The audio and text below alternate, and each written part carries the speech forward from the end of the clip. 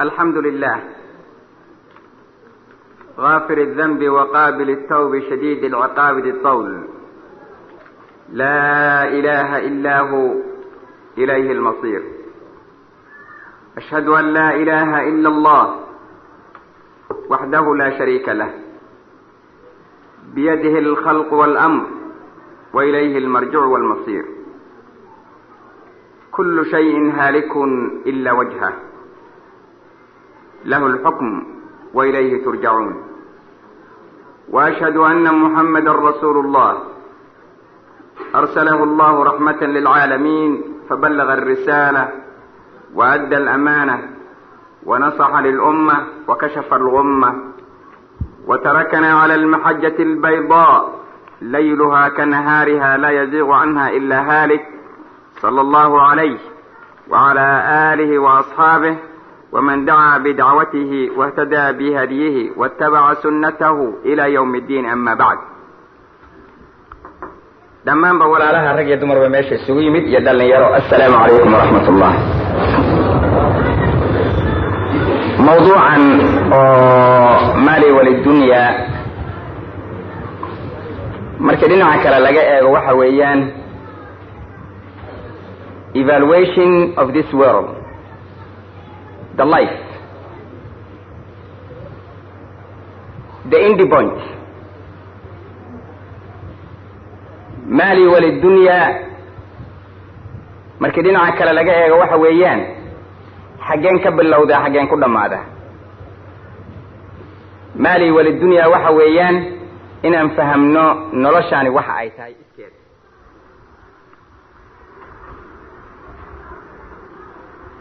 marka shay la evaluate garaynayo ama la qiyaasayo ama measurement loo samaynayo, wuxuu u baahan yahay qofkaas samaynaya inuu garanayo waxa uu samaynayo, waxa uu qiyaasayo, si uu uga soo saaro natiijo loo wada jeedo marka dambe. yani imtixaan haddii lagaa qaado ama layga qaado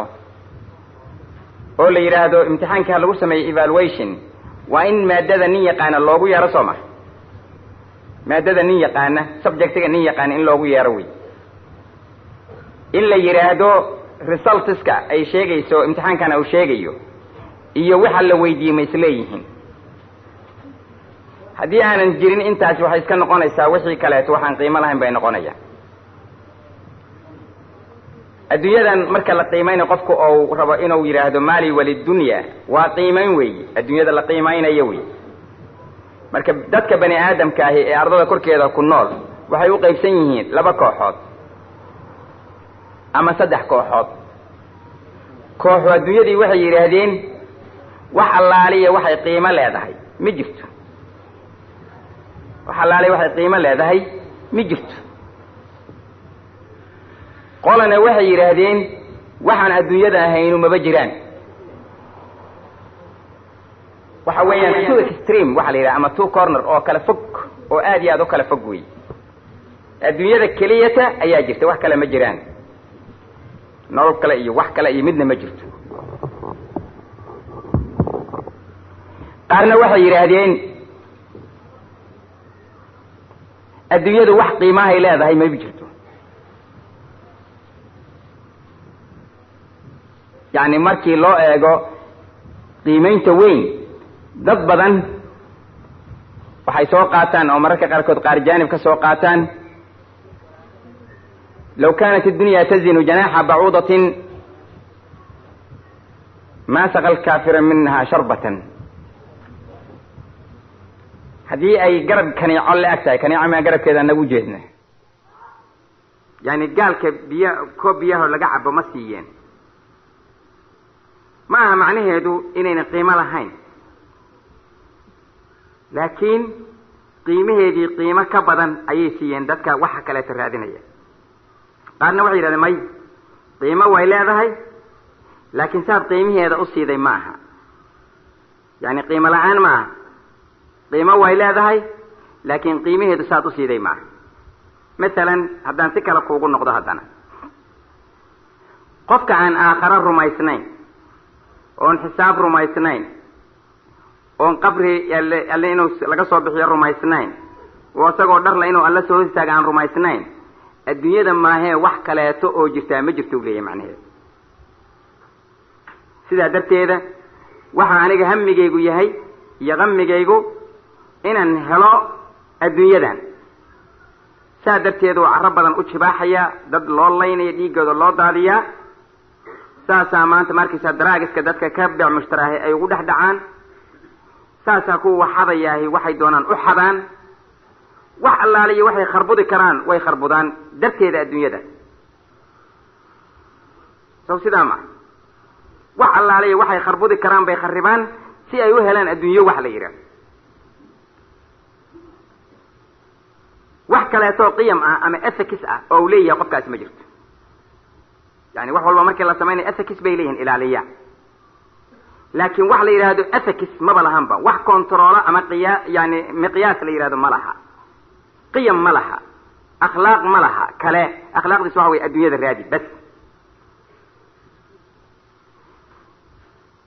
qof kaleeto wuxuu yidhi ma rabo oo duurkaan gelayaho meel mugdiyaho madoobaan gelayaaho saasaan wadayaaho yidhi qofna ma raba adduunyadii waxaa laga yaabaa inuu xadiidka qaarkii qalad u fahmo marka uu galo meel hog ah ou galo oo qubuura ku nool iyo wax saas oo kaleta uu iska dhigo isaga dhan qaar badanaa sidaa u fahmeen oo muslimku kamid yihiin qaarkood waxaa nabigii ku dhaqmin calayhi salaatu wasalaam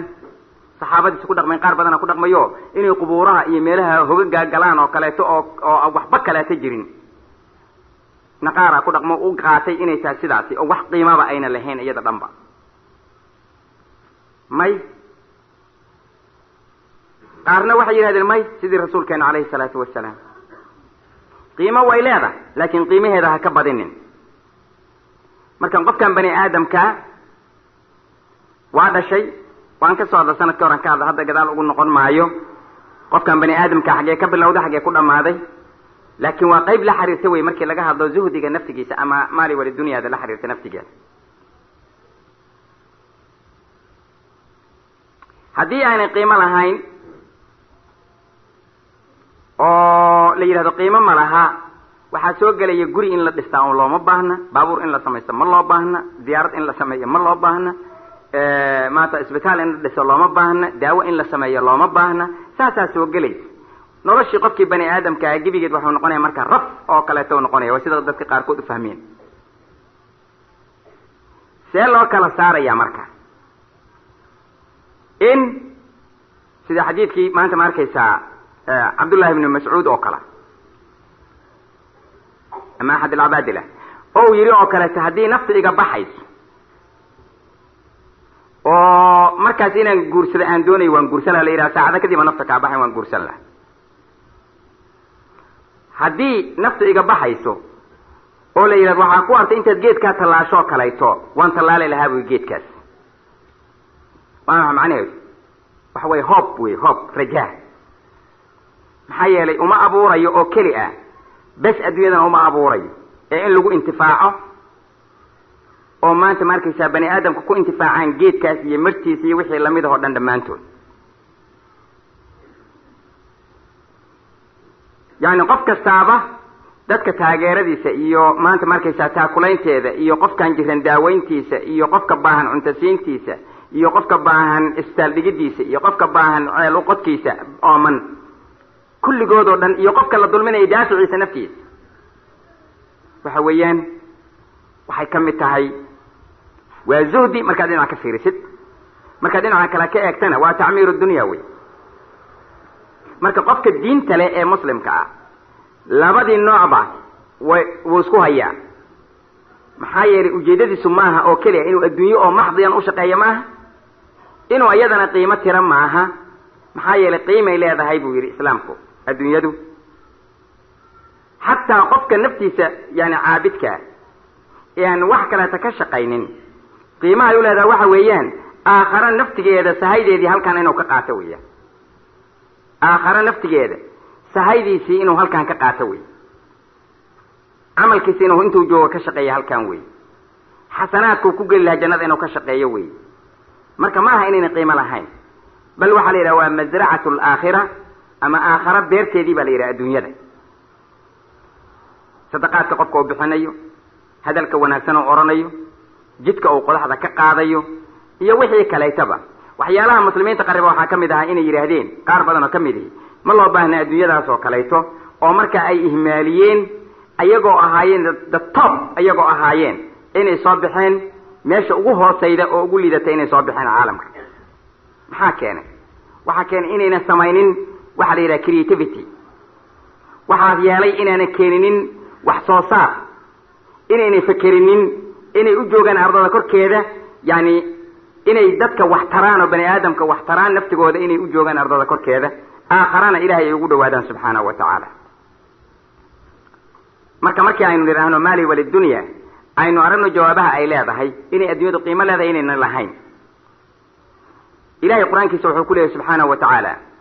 إنما مثل الحياة الدنيا كماء أنزلناه من السماء فاختلط به نبات الأرض مما يأكل الناس والأنعام حتى إذا أخذت الأرض زخرفها وزينت وظن أهلها أنهم قادرون عليها أتاها أمرنا ليلا أو نهارا فجعلناها حصيدا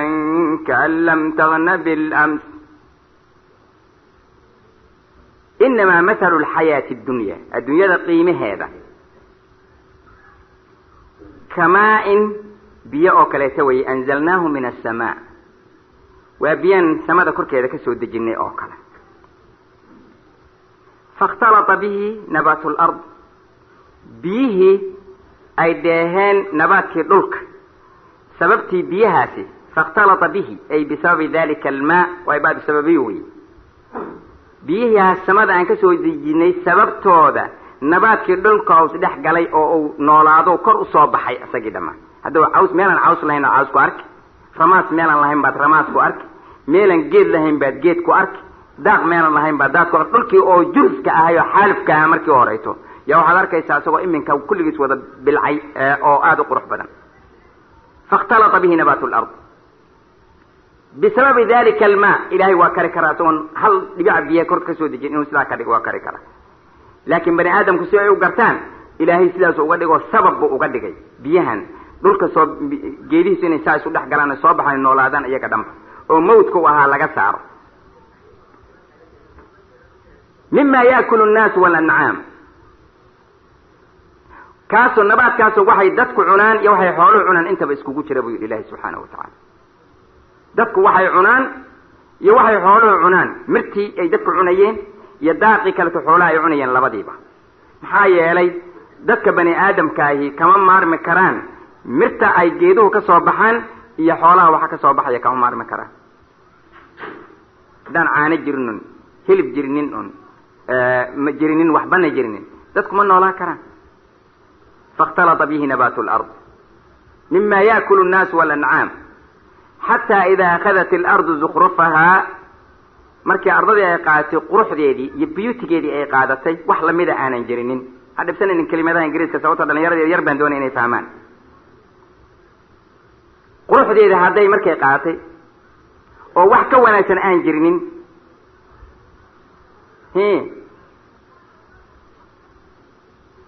وزينت وظن أهلها أنهم قادرون عليها وأي ملايين dadkii lahaayeen beerta inay gacanta ku dhigaan masters iyagu ay ka yihiin iyo monsters waxa tiraahdeedba inay awood iyagu ku leeyihiin inay gacanta ku hayaan inay gurtaan miraheedii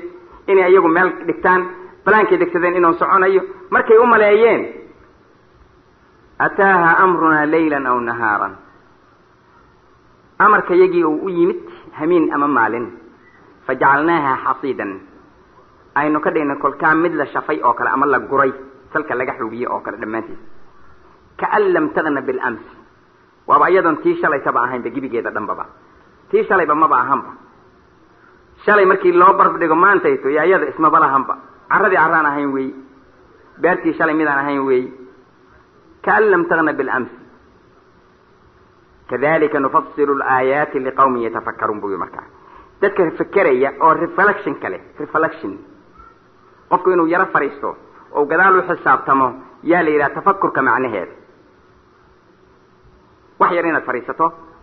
oo kolka aad gadaal u qiimayso adigoo fakeraya ma aha inaad hadal fiin ama meel kala fiirinaysid ma aha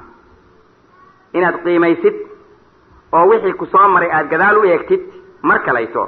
way fikirka laga hadlaya waa saawi liqawmin yatafakkarun waxaan fikiri karinin oon reflection samay karinin oo aan gadaal wuxuu qiimay karinin waxba uma sugna marka taasi uma sugna ilaahay subxaanahu wa tacaala aayad kale wuxuu ku leeyahay taas waa dadkii kibrey ee nicmada rabbi ka shukrin waayey waayo nicmooyinka ilaahay ardada uu keeno horta shukri bay rabtaa marka ugu horeysa shukriga naftigiisana waa qiimayn la qiimaynayo ilaahay nicmadiisa subxaanahu wa tacaala iyo ardadan iyo nolosha nafteeda la qiimaynayo wey maxaa yeele qofku waa og yahay marka wuxuu cunayana bismi illaahi inuu yidhaahdo markuu dhamaysana alxamdu lilah inuu yidhaahdo markuu wax cabayo markuu wax cunayo markuu ahalkiisa u tegayo bismi illah alxamdu lilah labadaba waa sax weya wax kastoo nicmaa ilaahay ou siiyo subxaanahu wa tacaala bilowgeeda iyo nihaayadeeda labadaba inuu labadaa kelma haysto waa lagama maarmaa weye bismi illah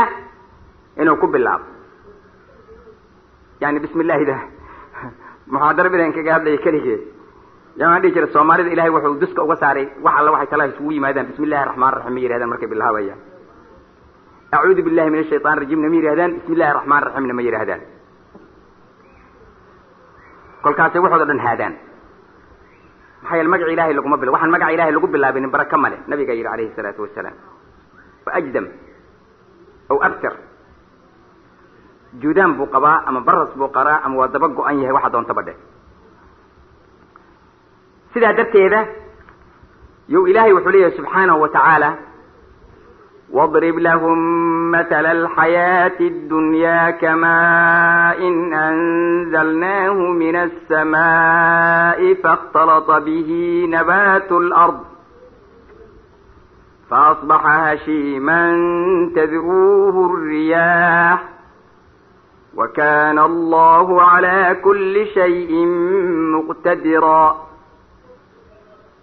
المال والبنون زينة الحياة الدنيا والباقيات الصالحات خير عند ربك ثوابا وخير أملا واضرب لهم مثل الحياة الدنيا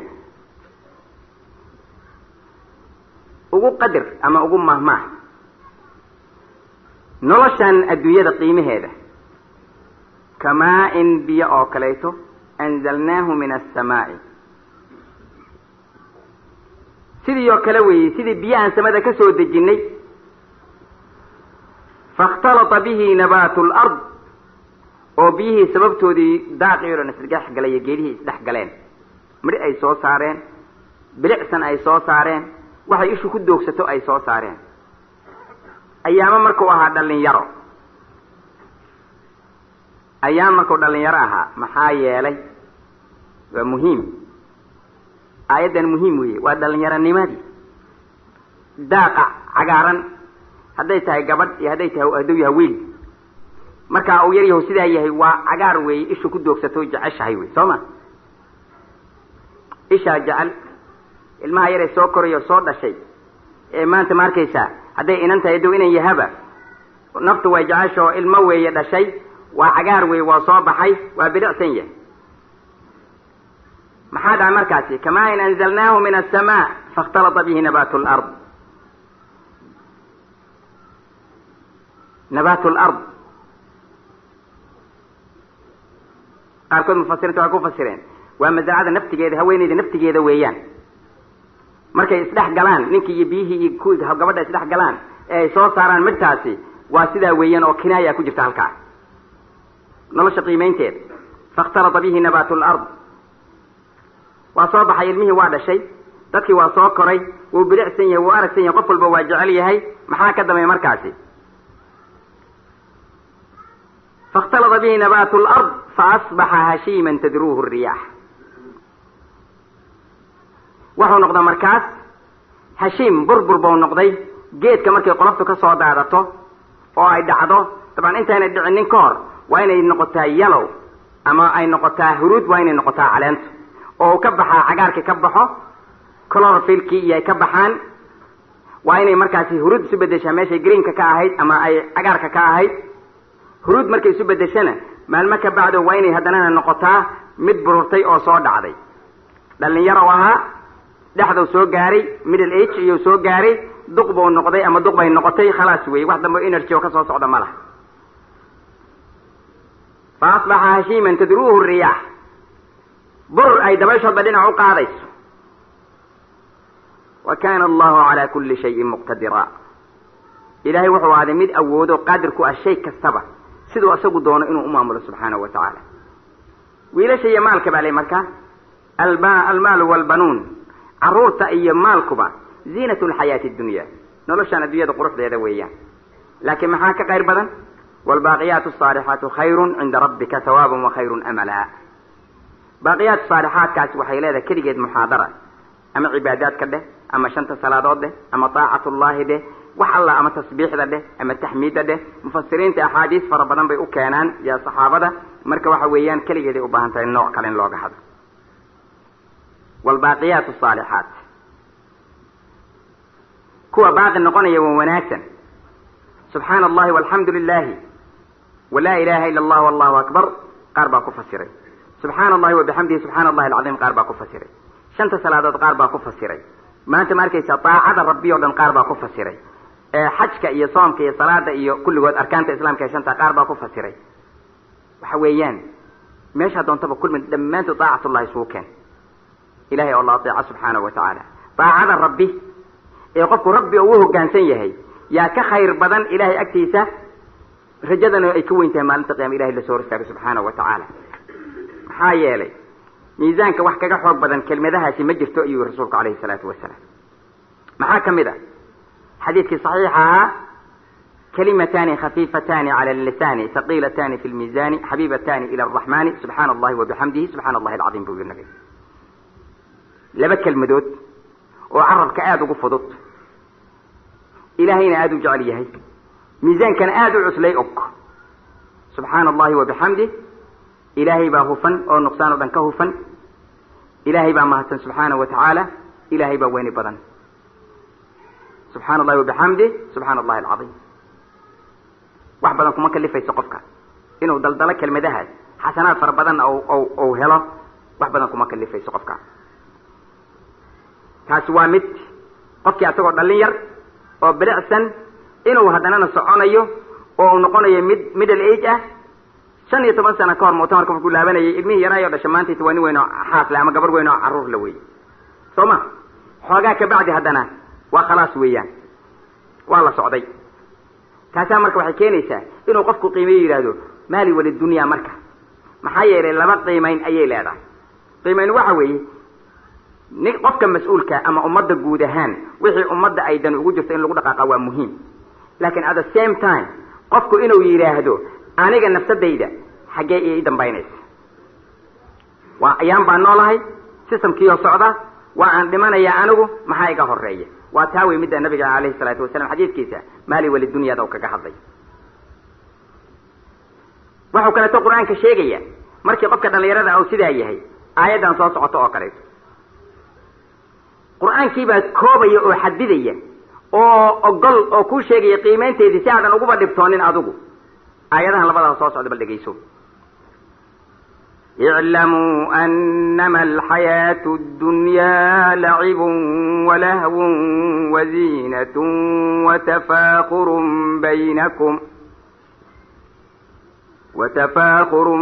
بينكم وتكاثر في الأموال والأولاد كمثل غيث أعجب الكفار نباته ثم يهيج فتراه مصفرا ثم يكون حطاما وفي الآخرة عذاب شديد ومغفرة من الله ورضوان وما الحياة الدنيا إلا متاع الغرور وحكا قيمة بدن كقرح بدن oo ka qiimo badan oo runta kaaga sheegi oo ma arkaysid i'lam qof kasta oo bani aadamka kamid ah sidaas uu ilaahay ku leeyahay i'lam ogow dhammaantiin ogaada saasuu rabbi leeyahay nabi maxamed laga soo bilaabo ilaa yawm alqiyaama sidaasuu ilahay iclaamkaas u wadaa subxaanahu watacaala ka horna sidaasuu ugu waday ummadihii kale ka horreeyey i'lamuu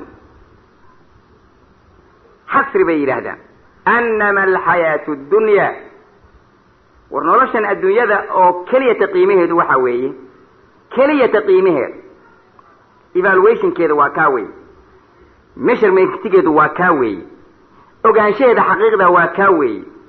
inaadan ku sirminin ayuu rabbi kuu sheegaya annama alxayaatu ddunyaa noloshan adduunyada qiimaheeda lacibun walahwun waziinatun watafaakurun baynakum watakaathurun fi lamwaali waalawlaad lixdaas weeye buu yidhi ilaahi subxaanahu wa tacaala ataxaddaakum I challenge you okay dhammaantiin haddaad ii keentaan meel adduunyo looga hadlaayo oo lixdaa shay ka baxda haddaad ii keentaan iga xiira lيه لأنه إلهي بحديده سبحانه وتعالى انت ويقيمه دي انت ويقيمه دي the only value of this world is these 6 items don't cheat yourself كو يرير بانو لجيدا لاعب وامد دائما كسعطة فيفا سعطية كان سعودي بب بب بب بب بب lacagtii eber baana la kaga dhigay ciyaalkii yaryara fiifaan tegaya fiifada maxay ahayd waa hergab baas wey dadka ku dhaca hergab dadka ku dhaca wey fiiver baan maqli jiray fiifa maan naqaani balahay laacibun cayaarun balay dad baa intaas dadka cayaaraya oo lacagta ku qaadanaya maahee dad baa maanta kumanaan ku kharash garaynaya inay daawadaan keliya haddaad tira marka meesha kasoo bixi lahaa soo heshana waxba ma kuu sheegi karo intaa waxaasan soo helay kuma dhihi karo waxaasan soo helay kuma dhihi karo indhahan baan ka egtay buu kuleeyahy lacibun walahwun lahwiga waxaa la yidhahdaa waxa lagu wakti dhameeyo malaahi haddaad maqasho malaahi malha haddaad maqasho meesha lagu wakti dhumiyo oo lagu soo daaho soomaaliga waxa ay yidhaahdaan oo kale lagu soo daaho clubka ilmaha yar weeyaan clubka waa malha wey clubkaas dadku ay aadayaan dadka cayaarta fiirsanaya club timekiisa u taho waa soo fiirsanayaan waa sida TV-ga oo kaleeto naftooda iyagu entertainment uga soo raadinayaan waana soo baxeen markay soo baxeen waxba kama sitaan laa dun walaa aakhira midna kama wataan daday dan ugu jirtaa oo raadinaya waqtigoodi inkastay ku ciyaareen waa kuwa dadkaasi waa dadka aanan fiirsanaynin lahayn waqtigan hadhow dam waa lagula xisaabtami doonaa alla agtiisa waqtigan maalinta qiyaamo adow kugu yahay maanta ciqaab ama uu ku yahay xasanaad iska jir aan lahayn wey لأنه لن تزول قدم عبد يوم القيامة حتى يسأل عن 4 عن عمره فيما أفناه وعن جسده فيما أبلاه وعن ماله من أين اكتسب وفيما أنفق وعن علمه ماذا عمل به برسولك عليه الصلاة والسلام qofka lugta dhaqaaqmaya maalinta qiyaama asagoon la weydiinin 4 shay cumrigiisii wuxuu qofkaan ku baabi'iyey oo ku tegey timekiisii waa timekiisii marka cumriga lagu sheegay waa time weeyaan waa life spanki qofka waxa uu qofkaan ku baabi'iyey cumrigiisii oo dhan rag iyo dumar midka uu yahaba wuxuu ku baabi'iyey waxaan waxba ka soo galayn adduunka aakhira midna mase wuxuu ku baabi'iyey waxay aakhiri adduun waqti ka soo galay hadduu qofku u shaqaysto maanta lacag ku shaqaysto timekiisa ahlan wa sahlan laakiin maanta dhan donadka fadhiyo TV meesha fadhiyo ama uu maanta dhan hadal aan macno lahayn daldalayo oo timekiisii waqti uu bilowday waqti kale aanu kala garanaynin yani waa musiiba kubra wey runtii musiiba kubra wey qaad buu ku dhamaynayaa intaasu fadhiya ha xanaaqeen baday doonaan qaad buu waqtigiisii ku dhamaynaya kow qaar waxay tegayaan donadkay tegayaan oo maantoo dhan waa fadhiyaan maxaa ka soo gala haddaad tiraa maxaa kaa soo gala maantoodna xabad ma yaqaano kaana ma yaqaano waa kaa wey waktiga lagugula xisaabtan waktiga masiibada waa kaa wey hadduu lacag soo shaqaysto bir garaacayo o ama wax kale tacmal ahlan wasahlan hadduu ilaahay caabudayo tasbiixsanayo wax kale ahlan wasahlan ama cibaado ku dhex jiro laakin waxaan waxba ka soo gelaynin min alqiili waalqaali iyo kalaam faadi inuu maantana ku dhameeyo kaa wey midka hoogooba waktigaas marka lacibun walahwun waziinatun xoogaa yaro qurux ah adduunyadii waa qayb kaloo kamid a inuu qurux raadiyo qofkii lama diidano waa qayb kamid a waxyaalaha adduunyada soo dhexgalay kamid ta leeya valueed kamidka ah inuu qofku isqurxiyo oo maanta markaysa hadday tahay dhar iyo hadday tahay maal iyo hadday tahay wax cilmi tahay isqurxiyo waxau kaleeto ilaahay subxaana watacaala ku leeyahay watafaakurun baynakum dad iyagu isu faantamaya anaa kaa sarreeyey anaa kaa laan dheeraysanaya anaa kaan hebel iyo anaa kaan babadaas la wado tafaakur dhinaca kale markaad ka eegto qof loo soo celiyo anaa kaa xoolo badan anaa kaa cilmi badan anaa kaa xoog badan anaa kan haye watafaakurun baynakum watakaasurun fi lamwaali waalawlaad iyo in la kala badsado oo qof walba u yidhaahdo intaasoo caruuraan haystaa intaasoo daarana waa dhistay haye intaasoo baabuur baan leeyahay intaasoo beer baan leeyahay intaasoo daar baan dhistay intaasoo carruuraan haystaa intaasoo xaas baan haystaa intaasaan haystaa intaasaan haystaa haye inti waa haysataa haye maxaa ka dambeeya waa lix waa la ogol yahay daar inuu haysto waa la ogol yahay beer inuu haysto waa la ogol yahay inuu xaasas leeyahay waa la ogol yahay laakin maxay tahay nina xaaska wuu u guursaday bes sexual desires only yani shahwadiisa inuu guto keliya tahay qofna wuxuu u guursaday maya nabigeena calayhi salaatu wasalaam sidii uu yidhi oo kaleeto guursada midda nimanka jecel oo carruurta badan leh tanaakaxuu tanaasalu fa inii mukaatirun bikum alumama yawma alqiyaama ama fa inii mubaahin bikum alumama yawma alqiyaama tazawaju lwaduud alwaluud guursada midda ninkeeda jecel oo dhasha badan le guursada fa inii mukaatirun bikum alumama yawma alqiyaama ummadaha diinta islaamka xambaarsan hadday noqdaan ummadda muslimiintu wax yar hadday noqdaan dee khalaas diintii ma faafayso ma soconayso laakiin dad badan oo muslima markay joogaan oo sawaadkooda uu badan yahay oo maanta markaysa ay leeyihiin maanta ummad jirto joogta ay yihiin yani waxa weya wasni bay leeyihiin qiimay leeyihiin ha u qaadan xataa dagaalka lala dagaalama inay ta meel cidlaa ha u qaadanin meel kasta haddaad sii fiiriso waxaa lagu leeyahay diinta ugu korida badan leh ama ugu faafida badan leh adduunka waa diinta islaamka wey dhinac kale markaad ka eegto waa alarm weeyaan waa yani intentionka dadka in la soo jeediyo la yidhaahdo iska jiraay oo kale wey markaad dhinac ka fiiriso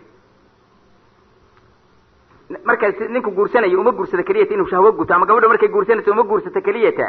yani iska guurso ama waa la guursada ama shahwada guda keliyata maa waa qayb kamid a saxa wey cudfadu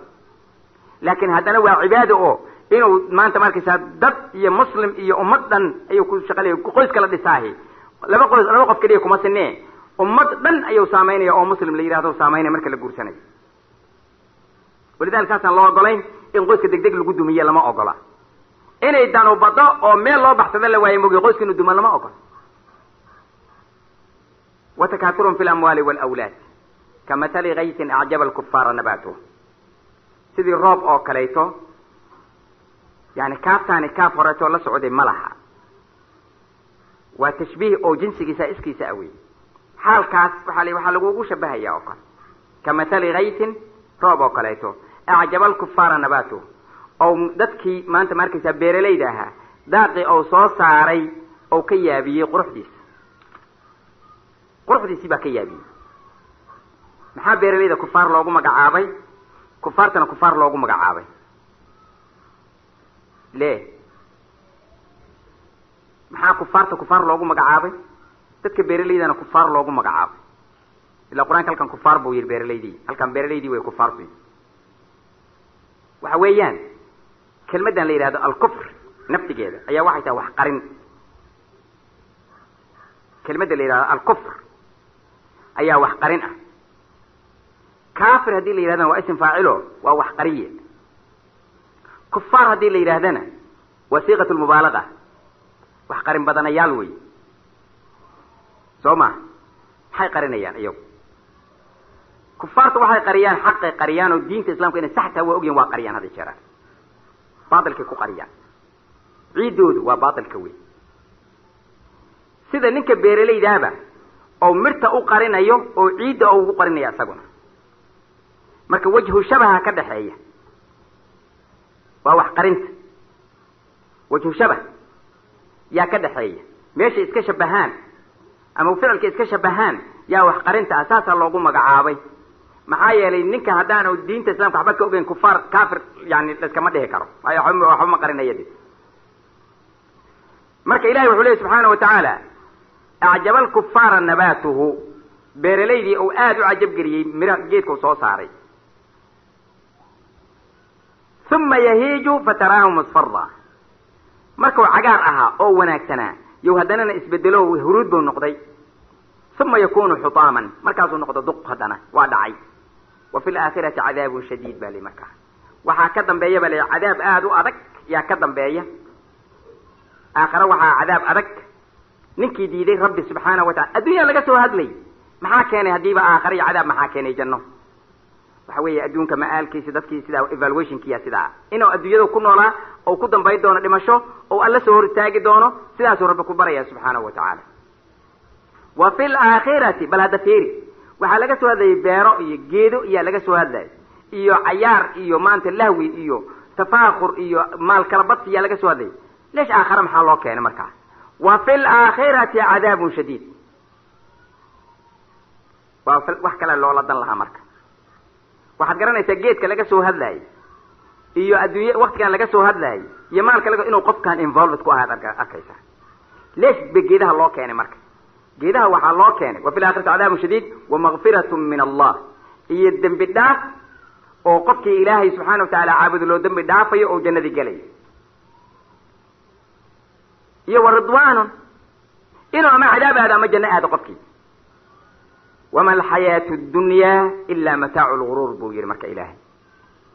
noloshan adduunyadu ma ahaanin qiimaheedu ilaa mataacu lguruurka maahaen wax kaleeto qiimaheeda u leegyaha ma jirta buu yihi ilahay imaamu shaafici maxamed bn idriis abu cabdallah yaa waa shaafici dama waa qurashi weeye nin luqada ka aqoon og ma jiro welibana shaacir labiib ah oo ahay diiwaaniyaad inuu leeyahy waad ogtahay adiguba dawaaweyn oo shicirka xaggiisa inuu leeyahy waad ogtahay markaasuu wuxuu yihi ilaahay wuxuu ku qiimihii adduunyado dhan wuxuu la soo barbar dhigay mataacu lguruur marka mataacu lguruurkan waa inaan ogaada buu yihi mataacu lguruuru raadiye miyiguu aaday marka reer baadiyahan ka soo helaya u yihi mataacu lguruurka qof luqada ka badiyaa ma jiro maanta ma arkaysaa oo waa qurashi shaacir ah weliba caalim ah waa raadiyey miyiguu ka raadiyey qiimaheeda maxaa yele luqada asalkeed waa reer baadiyaha wey soo ma kolkaasuu maqribkii mar ay tahay oo kala iyo sida ay riwaayaadku qorayaan iyuu cid u yimid marka wuxuu weydiistay ama sijaayad iyo salli ama biyay u badan taha maxaa yeelay sijaayad dharkiisa u ah biyo ku weysaystay waxbuu weydiistay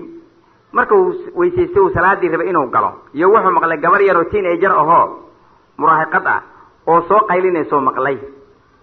yaa umma garrani alguruur actinii mataaca alguruur gabar loo maqlay safarkii dhammaa wixii uu ku jiray oo dhan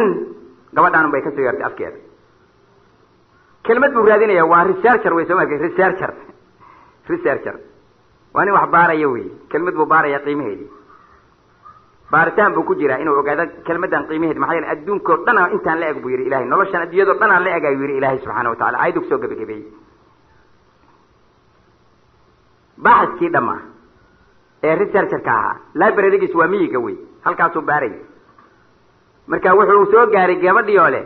yaa umma hooyoy kii soo kadin jiray baa isoo kadiye isii alaabtii la iskaga celin lahaa. hooyoy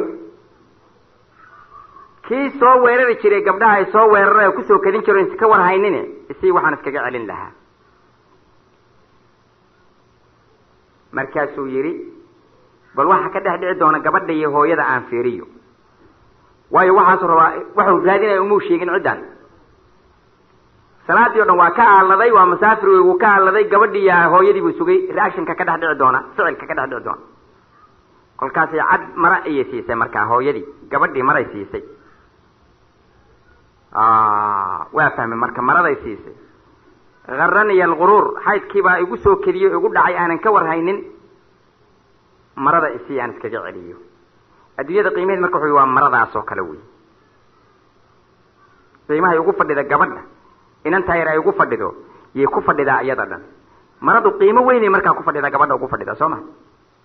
inanta yar qiimo weyn bay ugu fadhidaa, wasaqda iskaga celinaysa iyo dhiigga iskaga celinaysa, nafteeda, dharkeeda, jirkeeda waxooda dhan ku ilaalinaysa. laakiin hadhow markau dhamaado ama waa la tuuri ama waa la dhaqiyo markaana meel la dhigan soo ma. wuxuu yidhi marka adduunyada qiimaheedii waa intaasoo kale wey. yani waa wax lagu gaaro, maslaxad lagu gaaro wey. waxaan ku nahay mad baanu ku nahay, af soomaaliga madibo. waxaan ku nahay dad safarahoo socda ayaynu nahay. meeshiina lakugu talagalay halkaan maaha inaan joogno oon weligana ku waarno. maxaa ka dhexeeya geedka marka iyo dadkan? maxaa ka dhexeeya? beerta laga soo hadlaya geedka maxaa ka dhexeeya? waxaa ka dhexeeya structure ka dhexeeya. nimanka botaniga waa yaqaanin ama anatomiga waa yaqaan. dadka bani aadamka marka laga hadlayo ama geedaha laga hadlayo oo lagu samaynayo mataqaanaa anatomiga lagu samaynayo, way yaqaaniin seelka bani aadamka iyo seelka yani nabaadka markaad soo qaado isku wax baa ka buuxa dhammaantood. khaasatan maadada la yidhaha mitochondria yaa ku wada jirta. mitochondria waa energyga midda produce garayso, energyga soo saarta, daaqada xoogga soo saarta way hadi jiraan. powerka dhan midda soo saarta wey. geedkana wuu leeyahay, dadkana way leeyihiin. structurekoodaas marka ka dhexeeya oo labadooda saa iskugu yihiin darteeda yaa loo soo qaaday oo loo keenay in meesha lagaga hadlo. maxaa yeelay qofkana bani aadamka ahi geedka wuxuu ka qaataa oxygen, geedkuna qofka wuxuu ka qaataa markaana waxaa la yidhaahdo thani oxide carbonka iyuu ka qaataa ama carbon dioxideka u ka qaataa. cyclekaasaa ka dhexeeya. geedki waan ujeednaa inuu cagaaran yahay, sidaasoo kaleeto ilmuhu markay dhashaan way cagaaran yihiin, way soo korayaan. geedki waan ujeednaa caleenta inay noqotay yani huruud inay noqotay, jaalla inay noqotay. markuu soo duqoobayo qofkii oo middle age-ka 40 iyo soo gaaray meelaha weeyey iyo kontonaadkii, wixii ka dambeeya marka waa duq weeye khalaas. wama alxayaatu dunya ilaa mataacu lguruur. noloshaas aaw qofkii joogay marka wixii uu kusoo kasbado ayaa lagula xisaabtamayaaho ama cadaab shadiidahu ku gelayaa markuu ilaahay diido, ama janna ku gelaya markuu ilaahay ateeco subxaanahu wa tacaala. wa fi laakhirati cadaabun shadiid wamagfirat min allah waridwan wama alxayaatu dunya ila mataacu lguruur. ilahay wuxuu kala leeyahy subxaanahu wa tacaala, ya ayuha nnaas يا أيها الناس إن وعد الله حق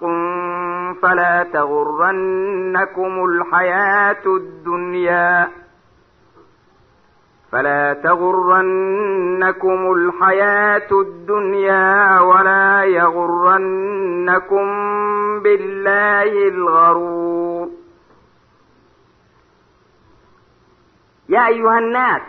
dadkuu ilaahay la hadlaya bani aadamkii khalqigii ismuljinsi yaa la yidhahda naas. muslim iyo gaalba way ku dhici. ina wacd allahi xaq. ilaahay ballanqaadkiisa dadka inuu u kala xaq sooro oo qof walba ou dilo markuu isagu noo abuuray ka dambow, soo hor istaago, janno u diro ama naar u diraahay waa xaq weeye. ina wacd allahi xaq falaa taguranakum alxayaatu dunya. noloshaan adduunyadu yaana idin sirin, yaana idin khatalin.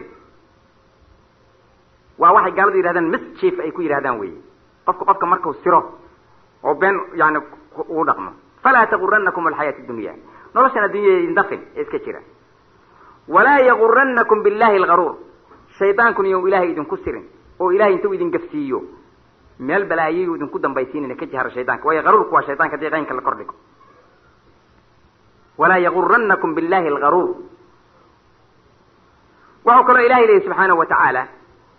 tiim hortanada aanu ku dhamayno tiim horta halka ma soo gaar ma garanayo iyo kuwa lamidka shaaha kariya kuwa qaxwada kariya dadku iska fadhiistaan oo moolalka la aadayo alhaakum atakathuru xataa zurtum lmaqaabir buu yidhi ilahay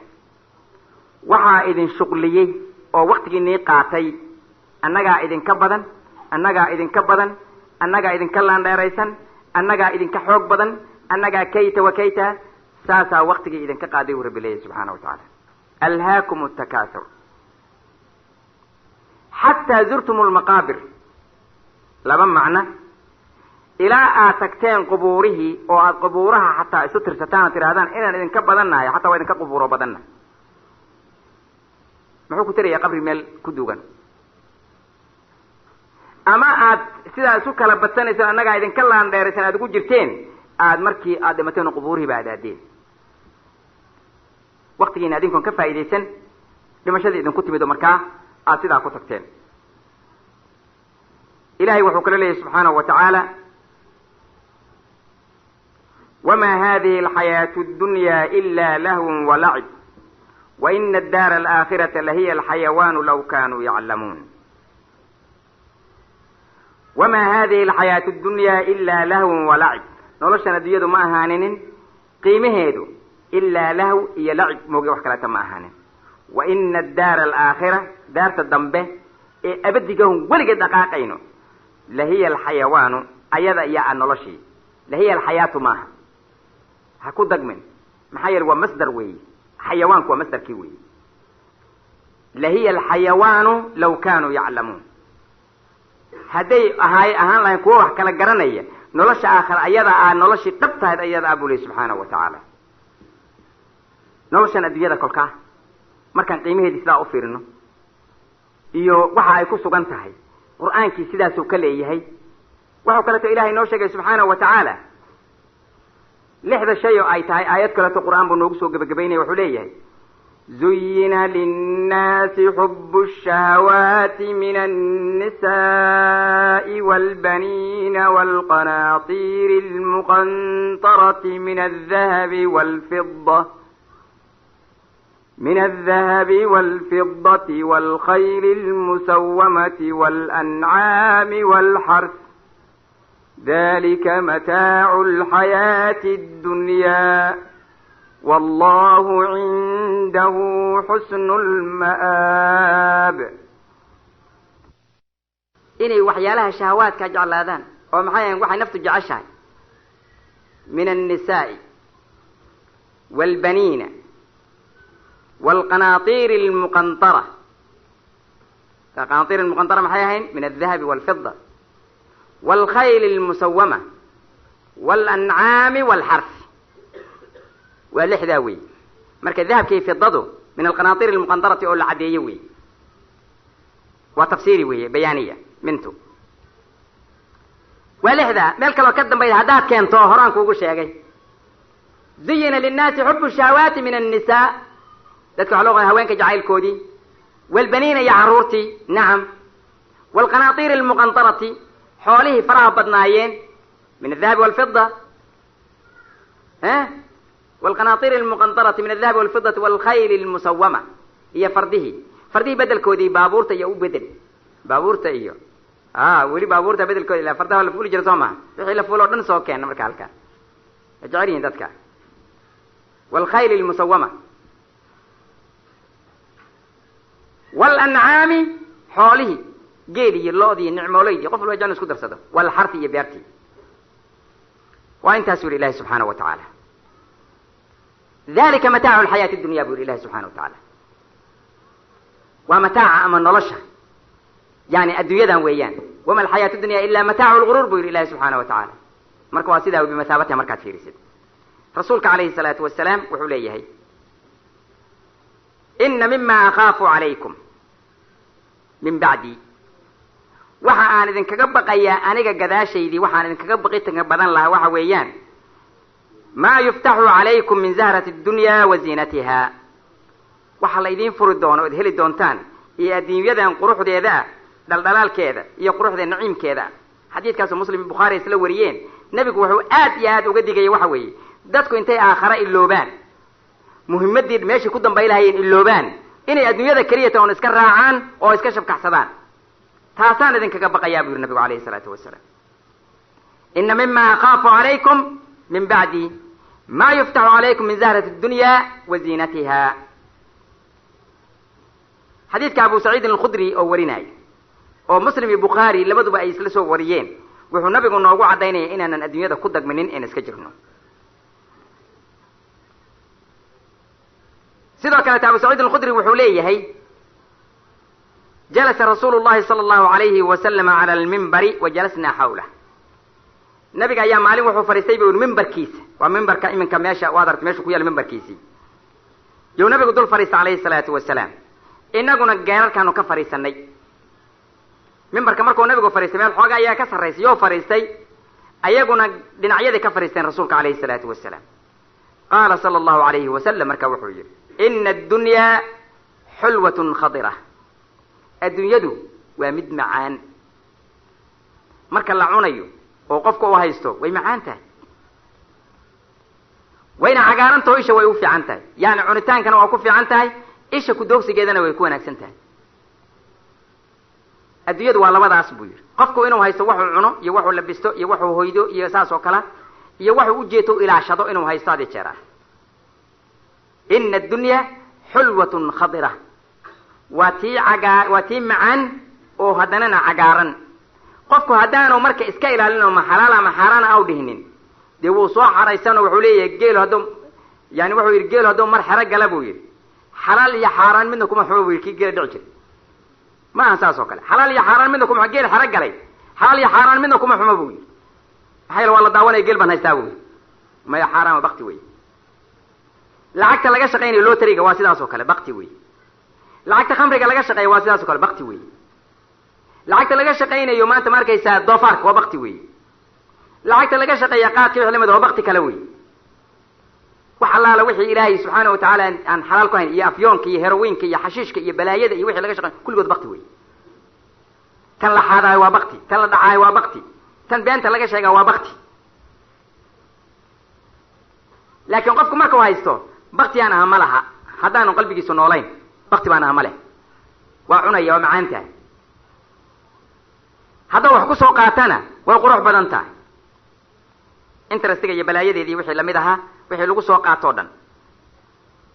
ina addunyaa xulwatun khadira buu nabigu alayhi salaatu wasalaam muxuu sii raaciyey waina allaha tacaala mustakhlifukum fiiha fayandura kayfa tacmaluun fattaquu ddunyaa wattaquu nnisaa buu yidhi maadaama ay sidaa tahay ilaahayna ardadan gacantuu idin gelin doonaa khaliif buu idinkaga dhigaya khaliif buu idinkaga dhigaya kuwa ka shaqeeya oo maanta gacanta ku dhigo oo maamulo oo maanta ma arkaysaa yani qaadir ku ayadi waxuu idin eegi kolkaa fayandura kayfa tacmaluun wuxuu ilaahay arkaya subxana wa tacala u eegaya markaa sidaad u dhaqantaan mar hadday sidaa tahay laba fidnoo waaweyn bay leedahay iyadoo kulligeedba laga digayo fattaquu ddunyaa wattaquu nnisaa buu nabigu war adduunyadana iska jira oo dee xoola aruurinta iska jira haweenkana iska jira haweenka da xaaraantaa laga hadlaya iyo balaayada iyo sharti yaa laga hadlaya maxaa yeele haddaysan xaaraan ahayn adduunyada iyadaa ugu qiimo roon gebigeeda haweeneyda xalaasha adduunyada dhan ugu qiimo roon oo ninkiina awe nabigu ma dhihin alayhi salaatu wasalaam nabigu wuxuu yidhi alayhi salaatu wasalaam addunyaa mataacun wa khayru mataaciha arajul ma dhihin nabigu hay ninkaa iyadaa dhashay soo ma addunyaa mataacun wa khayru mataaciha almar'atu asaalixa buu yidhi adduunyadu waa xoogaa yar raaxa a weeye raaxadeedana waxaa ugu khayr badan oo ugu wanaagsan buu yidhi haweeneyda saalixada marka hadday saalixa tahay waa khayru mataaci dunya weeyaan ama haweeneydii aan xalaasha ahayn kuwa dharka iska qaadood aragteen iyo balaayo dhan iyo jiidashada iyo wax laga hadli karo dee maanta qof yurub jooga loogama sheekaynayo fattaquu dunya wattaquu nisaa buu nabigu xadiidka imaam muslim oo warinaya saxiixa nabigu wuxuu aad uga digay dadka inaan lagu dagminin adduunyada oo aan aakharadii lagu waayo adduunyada midda la caayayahi waa midda aakhara qofka ilowsiido oo adduunyadan un keliyata ku daba xirta bas.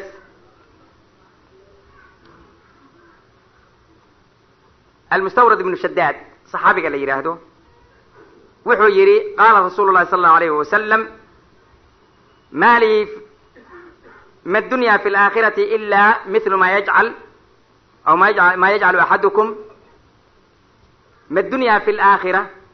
adduunyadaani qiimaheedu ma dhamma buu yidhi haddii aakhare la barbar dhigo yani waa barbar dhig wey, waa evaluation weeye. haddaba u fiirsa xadiidka rasuulka alayhi salaatu wasalaam, evaluation weeye, yani waa qiyaas weeye.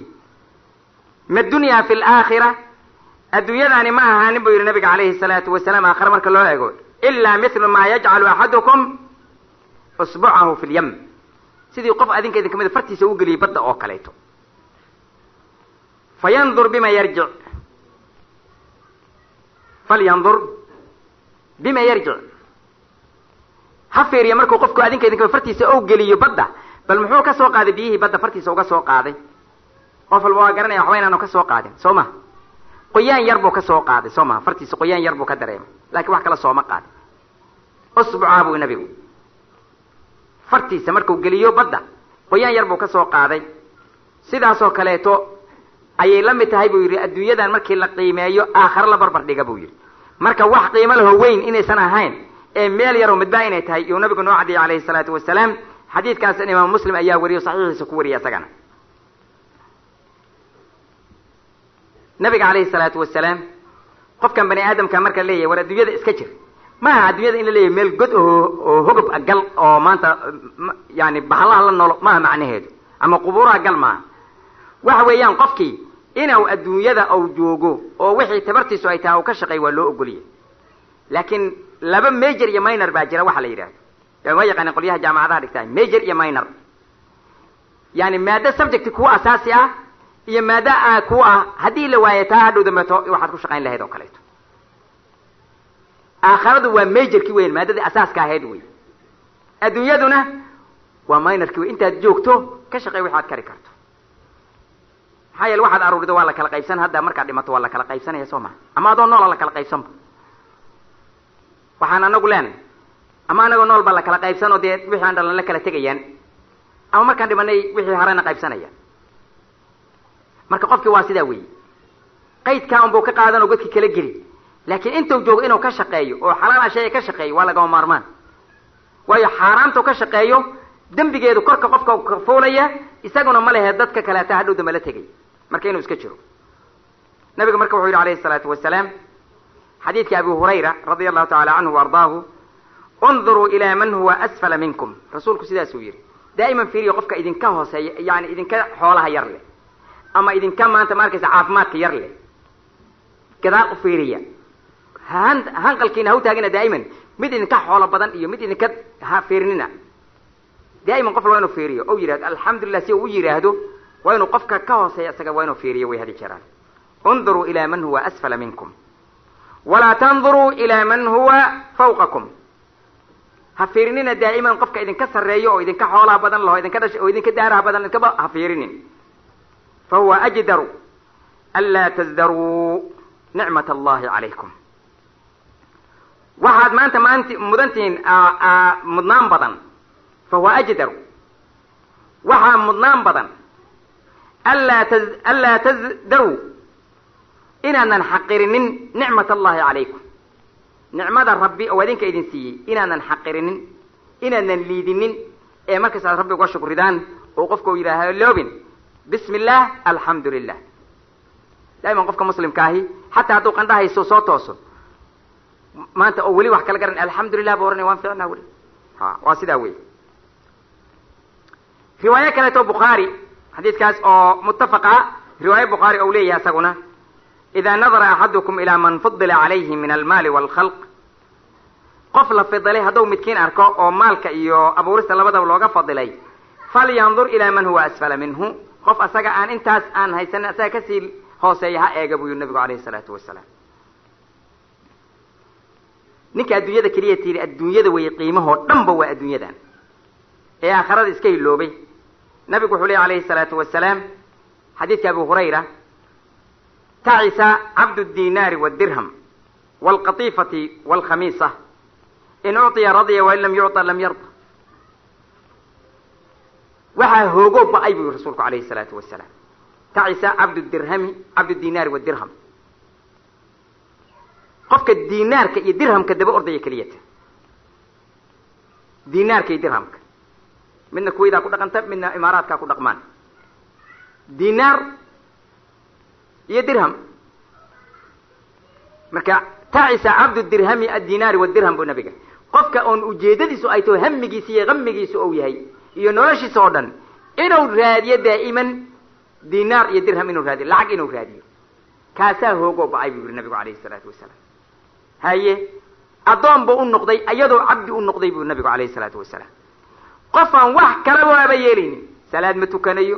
shaqadiiba uga tegay salaadii. maanta markaysa ganacsi iyo maanta waxa uu wato dhan kulligoodana salaadii waa uga tegey. soomkii inuu uga tagaa dhici karta hataa. tacisa cabdu dinaari wadirham buu yihi, waxaa hoogoo ba-ay qofka u noqday addoon ay wado oo ay ku tasarufto lacagtu, qofkii addoon u noqday lacagtii. waalqatiifati waalkhamiisa, qatiifadu waxa weeyaan yani dhar markaa la keeni jiray ee khamli leh, midaba leh, oo dadku ay jeclaayeen, yaa la ohan jiray qof walba inuu xidhaa u doonayay. khamiisaduna waxay ahayd dhar kisaa ama murabbacaad lahoo yani isaguna sidoo kaleeto midab lahaa, ama kisaa murabbac ay yidhahdaan markay qolada carabtu fasirayaan. labaduba waxa weeyaan dharkaas midabada leh oo dadku ay doonayaan oo ku xaragoodaan unbaa loola jeeda. waalqatiifati waalkhamiisa, yani dadka doonayo lacagta iyo dharka isku qurxiyeen keliyata daba cararaya, kuwaasaa hoogoo ba-ay buu yihi. haddii la siiyana waa raalli noqonaya, haddaan la siina raalli noqon maayo. xadiidka bukhaari oo warinayo, riwaayo kaleeto isaga u gaarana wuxuu leeyahay tacisa cabdu dinaari wa cabdu dirhami wa cabdu lqatiifati wa cabdu lkhamiisa. waxaa hoogoo ba-ay qofka addoonka u noqday dinaarka, qofka addoonka u noqday dirhamka, qofka addoonka u noqday dharkaa midabada leh ee lagu xaragoonayo berigaa la raadinayay. halaka taalibuhaa alxariis buu nabigu calayhi salaatu wasalaam calaa jamcihaa. waxaa halaagsamay oo baaba-ay qofka ku dadaalaya daa'iman inuu soo kulmiyo, soo aruuriyo, meel isugu keeno. nabigu xadiid kaleta calayhi salaatu wasalaam, haddii qofka marka adduunyada ou noqdo hamigiisa iyo hamigiisa ou noqdo adduunyadan oo keliyata, wuxuu leeyahay markii qofka mu'minkaa loo eego ee aakharo addoomadiisa saaray, ilaahu mau diyaaradaha ka shaqaynayo, ilaahu mau maraakiibta ka shaqaynayo, ilaahu mau beeraha ka shaqaynayo, ilaahu mau masaanicda ka shaqaynayo. qofka mu'minkaahi ilaahay ku xiran subxaanahu wa tacaala, marna adduunyada uma aha maanta ma arkaysaa guri uma aha, raallina kuma aha. yani lacagta lagu siyo dhan waxaa ka qiimo badan salaada qofka uu tukanayo, soomka uu soomayo. marka haddii qofku aanu adduunyadaas marka aanu hami weyn siina, aakhirada uu hami siiyo, waxa uu adduunyada ka shaqeeyahay kaalmay u noqonayaan baa nir isaga, kaalmo yay u noqonayaan. waxay noqonaysaa waxuu ku tooso oo kaleeto qiyaaman buu u noqonaya. walaa tu'tu sufahaa amwaalakum alatii jacala allahu lakum qiyaaman, ilahay uu yihi subxana wa tacala. hataa in dadka sufahada waxba kala garanay maalkaasina bu yiri ilahi subxana wa tacaala, haddayna qiimo lahayn ilahay ma dheheen walaa tu'tu sufahaa amwaalakum alatii jacala allahu lakum qiyaaman. war maalkiina ilahay oo idinkaga dhigay midaad ku istaagtaan, dadka caqliga fududa sufahada ah oo khamriga iyo balaayada ku baabaynahay u dhiibinana ilahay ma dhehen subxana wa tacaala. ama dadka waalan ee waxba kala ogeyn, dadkii baa ku nool oo ku socda. ujeedada laga hadlaya waxa weeye ee adduunyada marka nabiga uu ka hadlayo qiimayntiisa maali wali dunyaada uu leeyahay, waa qofka maanta ma arkaysa aakhara culayskiisa saaray. adduunyada inta wax tari karana dadka wax taray, bani aadamka iyo khalqi wax taray, cibaadi u noqonaya iyada naftiga. maxaa yeelay waxa uu dadka tarayahay cibaadi u yihiin, miisaanka xasanaadka loo saaray maalinta qiyaama. wax alla waxa camal ka soo fulayo khayr oo dhani camalkiisa aakharo kamid yahay soomaa qofka. marka waa sidaa weeye. hadduu masaakiin kaalmaynayo, hadduu maanta ma arkaysaa wax daaweynayo oo dhakhtar yahay, hadduu guryo u dhisayo oo maanta hoy u samaynayo haddii uu maanta camalkiisaas ilaahay ula qasdo subxana wa tacala ilahay wuxuu ka siinaya hadduu daafacayo maanta qoriga sito waa sidaa wey addunya sajnu lmu'min wa jannatu lkafir buu nabiga xadiidkii muslim oo warinayo dhammaantana waanu garanaynaa addunya sajnu lmu'mini wa jannatu lkafir gaalka waa jannadiisii wey adduunyadu mu'minkana waa xabsigiisii wey taban qofka xabsiga ku jira waa noolaya sooma waxbuu cunaya weli waana seexanaya waa sidaa wey laakiin jannadiisii maaha xabsigu ku jira qofkaasi wax badan baa ka maqan qofka xabsiga ku jira marka qofka adduunyada ku nool ee mu'minka ah nabigu markuu kala saarayo evaluation ku sameeyey gaalkii iyo muslimkii gaalkii waxay u tahay jannadiisii weeye wixiisii oo dhan ba kulligiis waa halkan wey xuural ciintiisi waa kuwa qaaqaawan maanta ma arkaysaa khamradiisii aakhara waatan oo halkan ku haysto wax alla waxuu maladaad ama wax macaansiya oo aakhara ku lahaa adduunyada ku haystaa buu yidhi nabigu bes ama habateen ama ha yaraadeen khalaas laakiin mu'minka xabsi bay u tahay halkan xabsi bay u tahay maxaa yeelay hadduu ilahay jannadii geeyo waxa uu halkan ku hayahay ma dhamma farta uu biyaha dhex gelinaya ma dhamma intay ka soo qaado xadiidkaas imaam muslim oo warinaayo nabigeena calayhi salaatu wasalaam cabdullahi ibni cumar isagoo la hadlayo uga digaya adduunyada iyo wuxuu yidhi cabdullahi ibni cumar nabiga ayaa garbahayga saa u qabtay buu yidhi waa wiil dhallin yar weeye walaashin oo qabo brother in loogiisii wey marka cabdullahi ibni cumar radi allahu canhuma wuxuu leeyahay akhada rasuulu llahi sala allahu alayhi wasalam bimankibi garabkaygu saa u qabtay nabigu calayhi salaatu wasalaam mankibka waa meesha ay surka iyo iska galaan iyo qoorta iyo garabka iska gala gacanta iska galaan baa leeyahay mankib faqaala marka wuxuu nabigu alayhi salaatu wasalaam ya cabdallah kun fi dunya kaanaka gariibun aw caabiru sabiil adduunyadan waxaad ahaataa sidii qof gariib ah oo stranger ah oo aan la garanaynin oo kale yani qofku markuu meel ku cusub yahay waa iska socdaa wax oo badan kuma ah adduunyadan degaan ha ka dhiganin buu yidhi ujeeddada soo koobo dadku ay fahmi karaan adduunyada degaan ha ka dhiganin buu yidhi guri ha ka dhiganin rasmiya kun fi dunya kaanaka gariib sidii qof oo musaafira oo kaleeto adduunyada ku ahaw buu yidhi aw caabiru sabiilin ama waddo goynay dhinaca kale u goynay maxaa ku xiga marka arrintaasi wa kana ibnu cumar yaqulu radia allahu tacala canhuma wa ardaahuma ida amsayta falaa tantadiri asabax ida amsayta falaa tantadiri asabax wa ida asbaxta falaa tantadiri almasa cabdullahi ibn cumar wuxuu ohan jiray markaa ka dambow haddaad galabaysato oo galabtiiba aada gaarto weligaa ha ku talagelin subxii inaad gaari doonto haddaad subxii gaartana weligaa ha ku talagelin inaad galabtii gaarto maxaa yeele xayaatadaad gacantaada kuma jirto daa'iman diyaar ahaw wey daa'iman diyaar ahaw wakud min saaxatika limaradik intaad caafimaad qabto cibaadadaad samayn karto samee si laguu cawido oo ilaahay uu kuu siiyo iyadoo kaleeto markaad jirato yani markaad xanuunsato wax badan ma samayn kartid marka intaad caafimaad qabto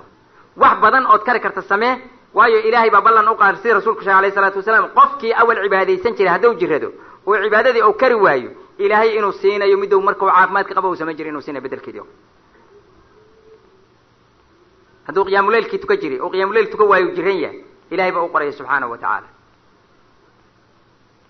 marka cibaadadii qofka uu samaysan jiray oo uu la imaan jiray hadduu jirado ou soomi jiray soomkii ou sunnadahay soomi jiray sababkeeda ilahay baa siinay maxaa waa jirnay ma kari karo waa sidaas oo kaleeto marka wuxuu leeyahay wakhud min saxatika limaradik war caafimaadkaaga ka zaad qaado oo ka sahay qaado oo jiradaad u sahay qaado wa min xayaatika limawtik noloshaada intaad nooshaana sahay qaado oo dhimashadaad u sahay qaado markaad dhimatay ka dambow camal ma samay kartid xadiidka bukhaari oo warinayo wuxuuna tusinaya qofku inuu adduunyada qiimeeyo oo adduunyada daa'iman inuu yahay qof musaafira oo socda oo aan ku dheganayn ayuu xadiidkaa tusinaya si saxa oo waadixa taa macnaheedu marka ma aha ha fahmin inay tahay naag ha guursanin ama gabadh ha guursan inay tahay wax ha baranin ma aha macnaheedu guri ha dhisin ma aha macnaheedu shaqo ha ka shaqaynin ma aha macnaheedu may intaba adoo ka shaqaynaya haddana ha ku talagelin inaad sii joogi doonto ha ku talagelin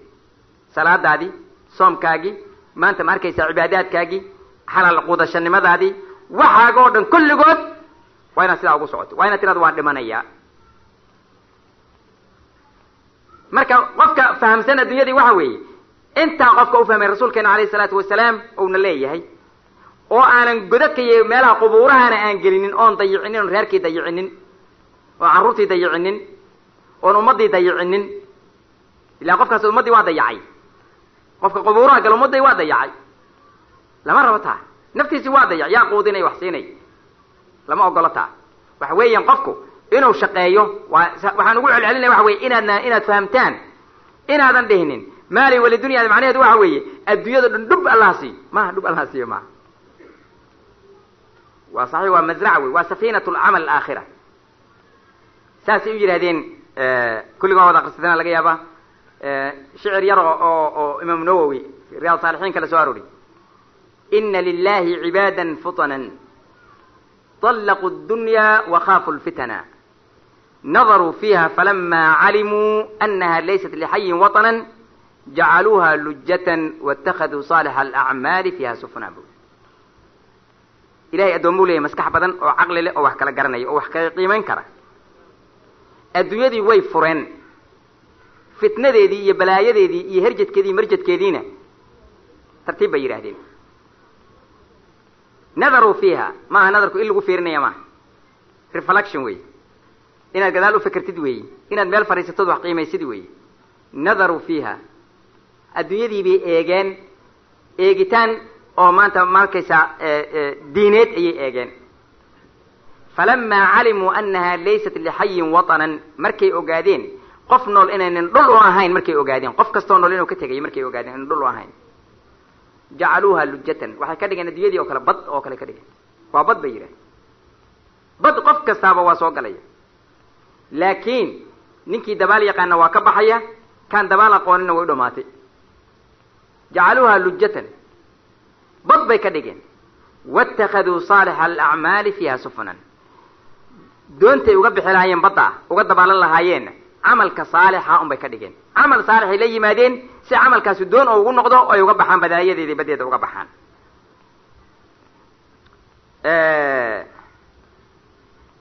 xadiidka waxaa ku sugan cabdullahi ibni cumar radiallahu tacaala canhuma wa ardaahuma inaan qofku adduunyadan unan dhiganin browsinka dhiganin adduunyadan inaanu dhihinin waa meeshaydii gurigayga inaanu dhihinin inaanu waddan ka dhiganin inaan naftiisa ugu sheekaynin daa'iman oo ka digtoonaado inuu weligiis ku baaqi ahaanayo waa inuu ogaada inuu ka tegayo adduunyadan waa inuu radanayo waa inuu ogaada waa inuu musaafiriyo waa inuu ogaada waqti waa inuu yarayo waa inuu ogaada waa inuu maanta ma arkaysaa aanu aad iyo aad iyada aanu focuska u saarin oo yidhaahdo wixii ilaahay xalaalow iiga qaybi waan helaya laakiin aakhiradayda ma baabi'inayo waxa adduunyadan uga dhigan waxa weeye qofka strange-ga ah ee musaafirka ah intuu meel uu ka dantiisa ka fushado oo kaleeto ilaa uu ka aadayo ahalkiisii iyo dadkiisii uu ka aadayo qofkaas gariibka uu ka aadayo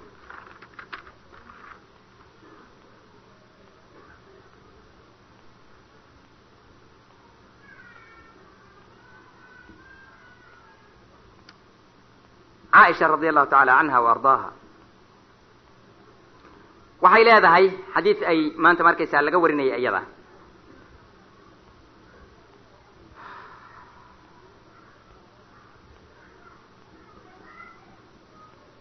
توفي صلى الله عليه وسلم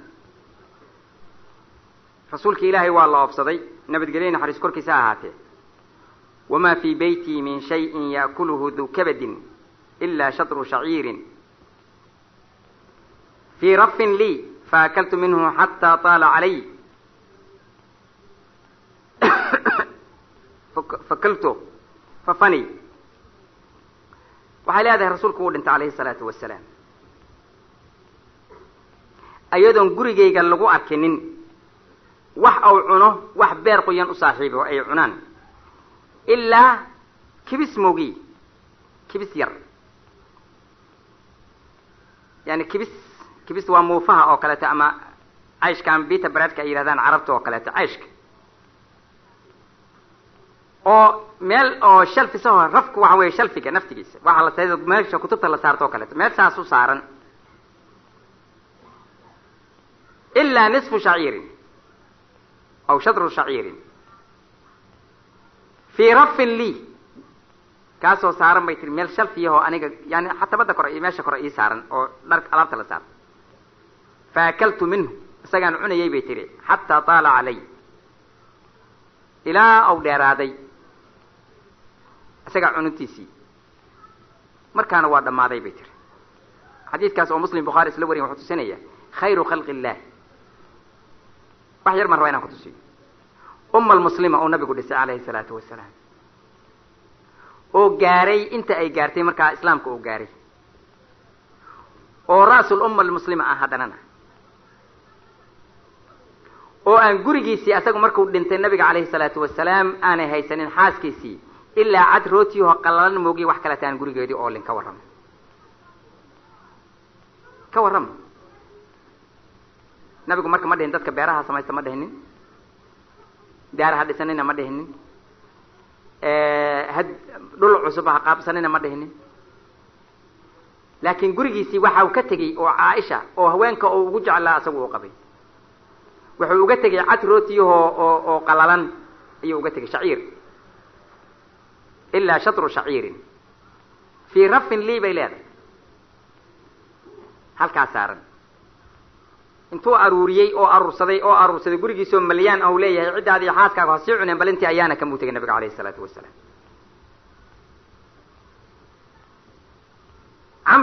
ninka la yidhahdo camr bn alxaaris juwayriye walaalkeed binti xaaris oo almu'miniin ah radia allahu taala canhuma wa ardaahuma camr bn alxaaris oo juwayriya bint alxaaris la dhashay yaa wuxuu leeyahay ma taraka rasuulu llahi sala allahu alayhi wasalam cinda mawtihi dinaaran walaa dirhaman walaa cabdan walaa amatan walaa shayan ila baglatahu albaydaa alati kana yarkabuha wa silaaxuhu wa ardan jacalaha libni sabiili sadaqa ilaa ambiyada lama dhaxla iyaga maal lagama dhaxla ambiyada yani cid dhaxli kartaa ma jirto xadiidkaas dabcan waxaa keenay abubakar inaan la dhaxli karinin kolka ma taraka rasuulu llahi sala allahu alayhi wasalam wax yar maskaxdaada soo keen la soo koob garee reflection samee soo aruuri rasuulka waa khayru khalqi illahi kullihim ma taraka rasuulu llahi sala allahu alayhi wasalam rasuulku kama teginin nabadgelyo naxariis korkiisa ahaatee kama teginin cinda mawtihi dinaaran walaa dirhaman hal shilin oo lacaga kama teginin lacag kama tegin dirham iyo dinaar midna kama teginin walaa cabdan mamluukan addoonna kama teginin oo isagu leeyahay walaa amatan gabar la addoonsadana kama tegin addoonnana kama tegin oo maal ah ilaa marka dadka maal bay u ahayen markii la fiirshay walaa shay-an waxba kama tegin buu yidhi nabigu calayhi salaatu wasalaam waxa uu nabigu ka tegey oo ka dhintay markaasi ma jirto ilaa baglatahu albaydaa baqashii uu nabigu fuuli jiray ee caddayd alati kana yarkabuhaa taas waa joogtay wa silaaxuhu hobkiisiina waa yaalay oo ku dagaalami jiray nabigu calayhi salaatu wasalaam saaftiisii fii sabiili illah jidka ilahay ugu joogo wa ardan iyo dhul buu ka dhintay buu yidhi jacalahaa libni sabiili sadaqa dadka musaafiriinta uga dhigay sadaqa qofka musaafirka ahay oo ka cuno sadaqa waqf oo uga dhigay nabiga calayhi salaatu wasalaam marka inta aruuriyey lagama dhaxlin gadaashiisii laa wiilna kama dhaxlin walaa xaasna kama dhaxlinin intaasuu ka tegey intiina oo asagoo ka tegayna baqashi oo fuuli jiray iyo hubkuu ku dagaalami jiray iyo arda u ka dhigay fii sabiili illahi u ka dhigay oo waqfa u ka dhigay mug wax kale nabigu kama dhiman calayhi salaatu wasalaam keenee bay ka suurowdaa billaahi calaykum maantayto keenee bay ka suurowdaa isagoo kari kara maanta inuu yidhaahdo wax alla waxa oo xoolaa oo anagu aan lehay saas oo kale aan yeelaya may ma samaynayno qofla wuxuu leey may nabiga dabcan ma wada dhihin dadka waayo maanta markuu dhimanayo kaleeto sacad bin abi waqaas oo kale markuu nabiga weydiiye u yidhi gabdhaha ii jooga bes ee maalkayga ma sadaqeeya nabigu waa ka diiday maalkayga kullig ma sadaqeeya maya buu yidhi nuskiisa ma sadaqeeya maya buu ku yidhi saddex markii laba ma sadaqe maya buu ku yiri thuluthkiisa way marka wathuluthu kathiir buu nabiga calayhi salaatu wasalaam yani in ilmahaagu ay kaa dhaxlaan oo ilmahaagu xoolo haysta aad ka tagto yaa ka khayroon iyagoo dadka baryaya inaad ka tagtid buu yidhi marka nabigu isagoo sidaas ah haddanana calayhi salaatu wasalaam isaga naftiisa markii lasoo noqdo wax laga dhaxlay oo xoolaha u ka tegay ma jirto nabiga calayhi salaatu wasalaam taas waxayna tusinaysaa adduunyada inaan aada iskugu dhejinay in kalayto abi hurayra xadiidka imaam tirmidi oo warinaayo qaala wuxuu samictu rasuula allahi sala allahu alayhi wasalam rasuulka ilaahay oo odhanaya ayaan maqlay buu yidhi alaa ina addunyaa malcuunun ma fiiha ila dikra allahi tacaala wama waalaahu wacaaliman wamutacalliman addunyaa malcuuna daban malcuuna wax la lacnaday laguma dhaqmo oo macnaha neef geelahoo la lacnaday xataa nabigan iyadoo nin la socda u lacnaday waa eriye nabigu oo wuxuu yidhi shay malcuununa raaci maayo marka malcuunadan waxay ku fasireen ahlulcilmiga waxay ku fasireen inay tahay madmuuma mid caayan midaan wanaagsanayn addunyaa malcuuna ay madmuuma wasaaqita mid qiimo yar malcuunu maa fiiha wixii ayada dhexdeeda ku suganuna waa caayan yihiin waa liitaan ilaa kuwa sifaatkaan la moogiyey ilaa dikra allah dikriga ilaahay moogiye dikra allahi tacaala waxaa soo gelay kitaabka ilaahay waxaa soo gelay sunadii nabiga calayhi salaatu wasalaam wala waxa dikriga dhan oo ayaga uu soo gelaya qur-aanku waa dikri weeyaan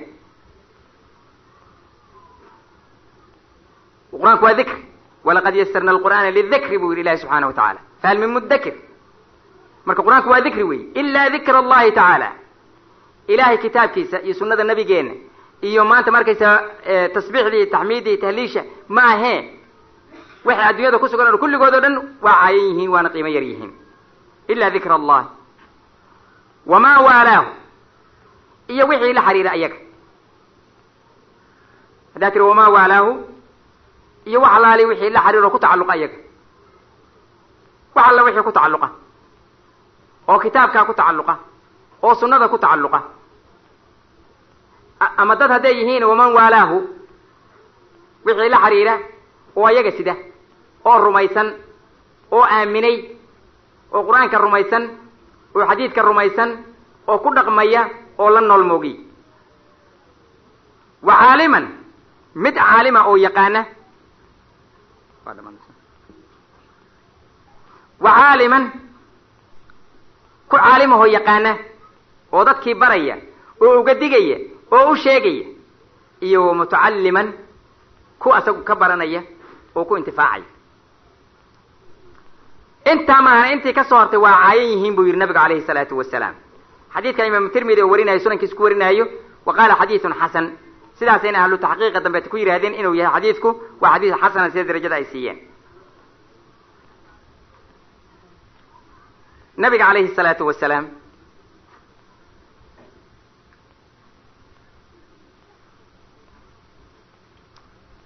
waa uu ka digay xadiidkaas oo u leeyahay yani wax aad iyo aad u xanuun badan run ahaantii maadaama waktiga u dhamaaday oo gadaal baan usoo noqon doona insha alla wixii ilahay waktina siiyo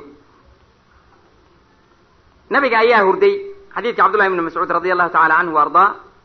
qaala naama rasuulu llahi sala allahu alayh wasalam calaa xasiirin derin buu nabiga ku seexday faqaala wuxuu yidhi waqad ahara fi janbih isagoo oo saameeyey dhinacyada nabiga dhinaca nabiga calayhi salaatu wasalaam oo maanta ay calaamadii ka muuqato faqulnaa ya rasuula allahi law ittakhadnaa lak widaa'an haddaan kuu samayn lahayn gogol ka jilicsan tan haddaan kuu samayn lahayn oo aan maanta dhinacaaga sidaan aanan uga soo bixinin yani ganaheeda uga soo bixinin faqaala markaa wuxuu yihi nabiga calayhi salaatu wasalaam maa lii walidunya waa xadiidka cinwaanka muxaadarada kaa weeyaan maa lii walidunya yani siday ku timid xadiidka nabigeena xasiirkaa ku seexday dhinaciisiibuu ka soo baxay kolkaasay saxaabadii ka xanuunsadeen rasuulkii ilaahay oo firaashka uu ku seexanay ay tahay aloolka baa la kariya af soomaaliga waa fara badan yahay runtii darin maanta ganale yuu ku seexday markaas waxay yidhahdeen yaa rasuula allahi law ittakhadnaa laka widaa'an haddaan kuu samayn lahayn gogol ka jilicsantan haddaan kuu samayn lahayn marka nabigu wuxuu ugu jawaabay maalii walidunyaa maxaa naga dhexeeya aniga iyo adduunyo maxaa naga dhexeeya aniga iyo adduunyo maxaa naga dhexeeya intaa inaan fahamnaa lagama maarmaan ah isku soo xooriyo gadaal waxaan xadiidka ugu dhiga waxa weeye isku soo xooriyo maalii walidunyaa ma ana fi dunya buu nabigu alayhi الsalatu wasalaam ila karaakibin istadalla taxta shajaratin uma raaxa watarakaha ma ana fi dunya ila karaakibin anugu adduunyadan ma ihi buu yidhi ilaa qof musaafira oo neef xoolaa fuushan mogi wax kale tamihi buu yidhi oo geed yimid markaa hoosaystay geed hooska yimid istadal istafcala geed hoosaystay oo harsaday xoogay qoraxdii ka harsaday uma raaxa wataraka oo ka carraabo markaa ka tegay gibigeed adduunyada waa sidaasaan ka ahay buu yidhi marka su-aasha waxa weeye nabigeenu calayhi salaatu wasalaam waxbuu milkiyey xoolow milkiyey laakiin xoolihiisii waa baxiyey ilahay jidkiisuu ku bixiyey ee inaan xoolo soo gelin ma aha waxaa soo galay waa guursada nabigeena calayhi salaatu wasalaam carruur buu dhala nabigeena calayhi salaatu wasalaam waxaasoo idil kulligood waa jihaada nabigeena calayhi salaatu wasalaam intaba waa sameeyey nabigu laakiin marka asaga lasoo keeno kulli waxaasoo idil maali walidunya buu uga soo khatimay ma ana fi dunya ila karaakibin istadalla taxta shajaratin uma raaxa watarakaha buu nabigu alayhi salaatu wasalaam xadiidkaasi marka imaamu tirmidi oo warinaayo oo xadiidun xasanun saxiixun oo ku tilmaamay biriwaayatayhi dabcan riwaayatan fi xasan riwaayatan fi saxiix wuxuu caddaynaya nabigu calayhi salaatu wasalaam adduunyada iyo qiimaheeda waxa ay leegyihiin waxaa marka loo baahan yahay adduunyada aan qiimayn aan wax ka soo qaadno aan maanta ma arkaysaa ka daba orodno laakiin inaynana qaadanin oo aanu nidhaahno adduunyadan kuma asaasiya ma nolosha dambaa asaasiya mase noloshana asaasiya marka nolosha dambaa asaasiya laakiin qofka oo aan waxba kala ogeyn oo aan cilmiga ulahayn rag iyo dumar midku doona ha ahaadee adduunyadaana la weynayga badan waana weliba u oynaya ka war adduunyada weliba waa u oynaynaa ka war oo haddii hataa qofka hadda dhimanayo waa lasii oynaya qofku markuu dhimanayo laakiin runtii in loo ooyo maa qofku markuu adduunyadan markuu ilaahay ku tiirsan yahay oo camal saalixa uu samaynayo oo maanta markaysaa camalkiisa sallaxayo adduunyada ka tegitaankeeda in loogu ooyo maahee waxaa in loo ooyo mudan qofka adduunyadan ka dhigtay kayd iyo guri ka dhigtay kaasaa loo ooyo mudan dhimashadiisa kaasaa in loo ooyo mudan nabiga calayhi salaatu wasalaam xadiidkii cabdullahi ibni mascuud radi allahu tacala canhu waardaa qaala wuxuu yidhi laa tattakiduu addaycata war guryaha aad iyo aad ha ugu madax tiirinina fatargabuu fi dunyaa markaa aada adduunyada jeclaataan buu yidhi nabigu calayhi salaatu wasalaam yani haddii qofku uu aad iyo aad iskugu taxallujiyo daartan un dhis iyo addunyada midda la diida waxa weeye guri baan dhistay hebelaa guri iga sarreeya dhistay waa dumiha kii horta haddaan dhisa haddana laxda kaadiban wax alla waxay xuquuqayo dhan eber dukun daakun marka uu lacag sii helaba waa sii qarbudaya waxbuu sii qarbudaya kaawa midkaan la ogolayn marka qofku adduunyada inuu dhisto waa la ogol yahay guri inuu dhisto waa la ogol yahay carruurta inuu taageero waa la ogol yahay dadka inuu daaweeyo waa la ogol yahay yani dhakhtar inuu noqdo waa la ogol yahay muhandis inuu noqdo waa la ogol yahay yani inuu ganacsada ku laakiin waa inay tahay mid waafaqsan xuduuddii iyo sharciga sida uu nabigeena alayhi salatu wasalam qur-aankuna noo cadeeyey oo aanu maanta ma arkaysaa hadi jeeraale ka daba ordinin adduunyadan oo keliya inaanu ka daba ordinin inuu tartiib oo u socdo daa'iman waxaan filayaa markaasi inaan u baahannahay xoogaa yar insha allahu tacaala inaan gadaal ugu soo noqno marka haddii oo waqti la helo kaleeto waan dhamaystiri doonaa haddii kalena shardi maaha in dhammaantood la wada aqriyo insha allah marka intaas ayaan kusoo gebagabaynaya wabillahi tawfiiq wasala allahu calaa sayidina muxamed